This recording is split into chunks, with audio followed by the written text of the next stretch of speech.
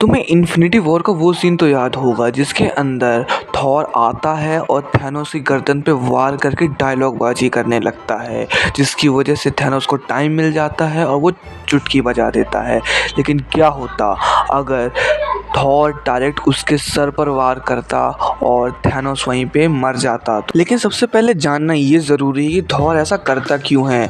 Thor को बदला लेना था अपने भाई लोकी का। जिस तरह थैनोस लोकी को मारता है वो काफ़ी ही दर्दनाक मौत थी। अपने भाइयों को अपने आंखों के सामने मरते हुए देखना बहुत बुरा होता है। लेकिन अगर थॉर उसको डायरेक्ट मार देता तो वो थॉर के हिसाब से सही नहीं होता, क्योंकि थॉर चाहता था कि जैसे उसका भाई तड़प तड़प के मरा था वैसे थैनोस भी तड़प तड़प के मरना चाहिए। लेकिन ये सबसे बड़ी गलती थी, क्योंकि उसी वक्त के दौरान थैनोस ने चुटकी बजा दी और आधे एवेंजर्स, आधी दुनिया ख़त्म हो गई वहीं पे, और एवेंजर्स पहली बार इस मूवी के अंदर हार गए। लेकिन अगर थॉर डायरेक्ट उसके सर पर वार करता तो कुछ ही समय बाद पूरी दुनिया अपने आप तबाह हो जाती। एक भी कण नहीं बचता दुनिया का, अर्थ पूरी तरह डिस्ट्रॉय हो जाती। ना ही एवेंजर्स बचते और ना ही मार्वल सिनेमैटिक यूनिवर्स बचता। तो अगर तुमने इंटरनेट मूवी ध्यान से देखी होगी तो तुम्हें पता होगा अर्थ के अंदर एक सेलेस्टियल जन्म लेने वाला था,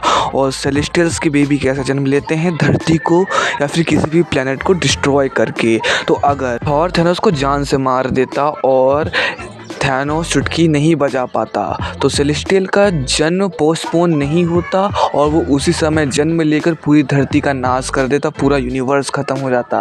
और तुम्हें ना ही एंड गेम देखने को मिलती, ना ही स्पाइडरमैन नो वे होम, क्योंकि उसके बाद कुछ बचता ही नहीं उधर दिखाने के लिए।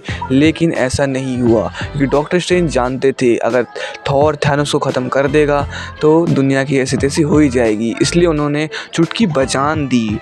इस सीन के अंदर जब डॉक्टर स्ट्रेंज फ्यूचर देख रहे होते हैं तो वो बस इसका उपाय नहीं देख रहे होते हैं कि थैनोस से कैसे बचना है, वो उन सब चीज़ों का उपाय देख रहे होते हैं कि आने वाले खतरों से कैसे बचना है। क्योंकि अगर वो थैनोस से जीत भी जाते तो वो आने वाले खतरों से हार जाते, इसका मतलब एवेंजर्स टोटली हारने वाले थे। लेकिन 14 करोड़ में से एक पॉसिबिलिटी ऐसी थी जिसमें वो जीतने वाले थे, और वो पॉसिबिलिटी यही थी कि थैनोस को अर्थ में ना मार कर उसके प्लेनेट में मारे चुटकी बजाने के बाद, जिससे सेलेस्टियल का जन्म पोस्टपोन हो जाए 5 साल के लिए और अर्थ बच जाए, जिससे एवेंजर्स थैनोस से भी जीत जाए और आने वाले खतरे से भी बच जाए। इस तरह मार्वल ने पूरा अपना एंड गेम प्लान करा था और एंड गेम का फ्यूचर प्लान करा था। तो इससे हम समझ ही सकते हैं कि मार्वल अपनी फ्यूचर प्लानिंग में बहुत अच्छा है। अगर तुम भी इसी तरह अच्छे होना चाहते हो मार्वल के कॉन्सेप्ट को लेकर तो मेरे को लाइक और सब्सक्राइब कर लेना।